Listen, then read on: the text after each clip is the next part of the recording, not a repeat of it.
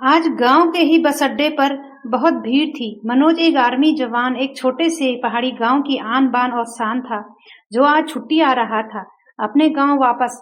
जब भी वो आता ऐसे ही हुजूम उमड़ पड़ता था उसके स्वागत के लिए। मनोज कारगिल युद्ध के बाद आज लगभग 3 साल बाद अपने गांव वापस आ रहा था। पूरे गांव वालों ने फूल मालाओं से उसका स्वागत किया। उन्होंने गांव की पूरी गलियों को सजा रखा था, मानो आज गांव दुल्हन बनी हो। चारों ओर खुशी ही खुशी थी। मनोज का छोटा भाई संदीप, जिसने अभी अभी आर्मी ज्वाइन की थी, बड़े भाई को लेने बस स्टेशन पर आया और जोर की झप्पी दी भाई को। उसकी आंखें भरी देख मनोज बोला, अरे भाई, आर्मी जवान रोते नहीं हैं। घर पर माँ और पत्नी ने खूब गर्मजोशी से स्वागत किया। माँ के तो बेटे के गले लगते ही आंखों से आंसुओं की गंगा बहने लगी।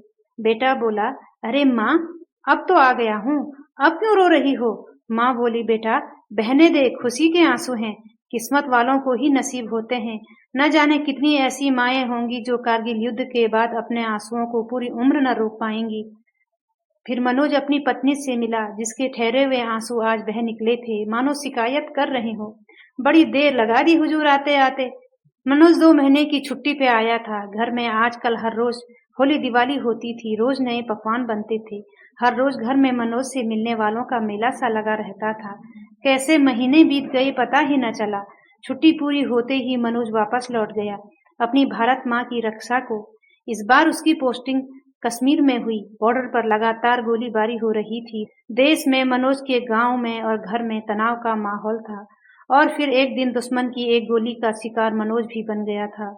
गांव में तो मातम के बादल उमड़ पड़े थे। और आज फिर बस स्टेशन पर भीड़ जमा थी। आज फिर पूरा गांव मनोज को लेने आया था। फर्क इतना था कि उस दिन आर्मी जवान मनोज के स्वागत में भीड़ इकट्ठा हुई थी, खुशी के आंसू लेकर। और आज शहीद मनोज को लेने आया था सारा गांव, दिल में गम और आंखों में दुख के आंसू लेकर। कोई आंख ऐसी न होगी जो समंदर न बनी हो। आज खुशी के आंसू बहाने वाली माँ तिरंगे में लिपटे अपने बेटे के पार्थिव शरीर से लिपट लिपट कर रो रही थी। हर मन भारी था, हर आंखों में आंसू थे। पर 2 लोग जो केवल बुत बने खड़े थे, वो थे मनोज की गर्भवती पत्नी दया, जिसकी आंखें आंसुओं से भरी पड़ी थी, पर आंसू हैं कि बाहर आने का नाम ही नहीं ले रहे थे। भीतर ही भीतर आंखों के कोरों में तड़प रहे थे। वो कोने में खड़ी अपने पति को देख रही थी, शायद इस आस से कि अब पति उठ जाए और भर ले बाहों में अपनी। घर की औरतें उसे झिंझोड़ रही थी, अरे नहीं आएगा वो लौट के अब। आखिर बहुत हिम्मत की थी उस आंसू की एक धार ने दया की आंखों से निकलने के लिए। आंसू की वो बेबस धार जो केवल एक आंख से ही बहकर निकली थी। दूसरी तरफ भाई संदीप, जिससे पिछली बार भाई ने वादा लिया था कि अगर कभी वो वापस नहीं आया तो रोना नहीं, शहीद की शहादत को बेकार नहीं जाने देगा वो। बड़े भाई ने बोला था, आर्मी ऑफिसर कभी रोता नहीं है, इसलिए बुत बना खड़ा था। आंसू कहीं आंखों में मचल रहे थे, बाहर आने का रास्ता खोज रहे थे, पर संदीप ने उसके बाहर निकलने के सारे रास्ते बंद कर दिए। कहानी पसंद आई हो तो चैनल को सब्सक्राइब करें।